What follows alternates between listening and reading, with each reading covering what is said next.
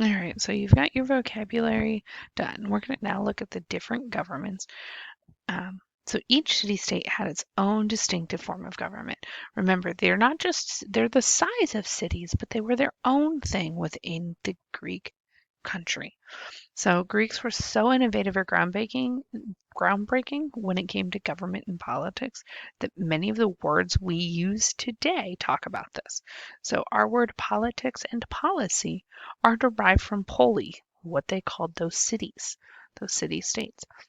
Politics is governing a poli or a state, and a policy is of course of action adopted by a government or state. So we can see these root words within words we use today, and that etymology helps you understand words. So in the beginning, they were ruled by kings, however, they'd adopted other forms. We saw in our vocabulary tyranny, aristocracy, oligarchy, democracy. So your tyranny, you have a dictator. Um, Tyranny was different than monarchy because tyrants seized power, whereas kings inherited monarchs or inherited powers, and the monarchs became the ruling. Um, some tyrants were popular because they opposed the rich, some helped the poor, and very few wanted to live under tyrants. A tyrant is a dictator who forcefully seized rule, and it wasn't a good situation necessarily. The aristocracy, the upper class, they held power. Just a few small upper class families held all the power. Sometimes these best families shared power with an assembly made up of citizens, but not always. So sometimes they had that extra governing body, but it wasn't always the case. Oligarchy was similar to aristocracy. The power was held by a few people, held by those with money. So aristocracy was noble families, but in oligarchy was not only noble, but they were wealthy. So they had a lot of money. They could buy whatever. Often oligarchies were comprised of aristocratic and wealthy non-aristocratic families. So aristocratic has to deal with like birth. You were born into this. Um, and some families just created wealth, and so they would be non-aristocratic. And then there's democracy, and you have an idea of what a democracy is. We live in a democracy. So it's where the power is shared by a large number of, and this was male citizens. It was the men that got to make the choices. Citizens took part in debates, decided policy, elected officials. The Greeks seem to have been the first people to experiment with this kind of government, and it eventually caught on and became the pattern of government in many city states. So this was the one that the city states liked the best.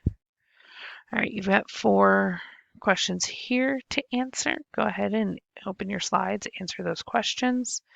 And then there's 2 more after that. And in this last one, it says, what are some of the pros, benefits, or cons, drawbacks of the different systems of government that existed in Greece? So you're going to go through the 5 different, what are some good things, what are some bad things? Come back when you're done. All right, so the lack of unity. You can see all of this purple. This purple is all Greece. So the Greeks established colonies through the Mediterranean. This map shows the extent of ancient Greece around 500 BCE. So you can see, like, it was all spread out. But with it being spread out, they had to figure out how to make them be unified. So they were proud of their independence and the individuality.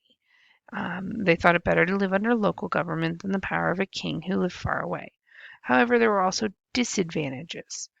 They were frequently getting into disagreements and wars. We talked about the movie 300 in class.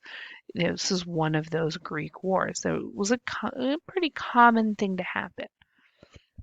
This lack of unity made it easier for foreign countries to invade Greece. In times of crisis, the city-states might join together to fight a common enemy, but this was the exception, not the rule. So they didn't get along. They wouldn't support each other in battle. If you got in trouble, so sorry, have fun on your own.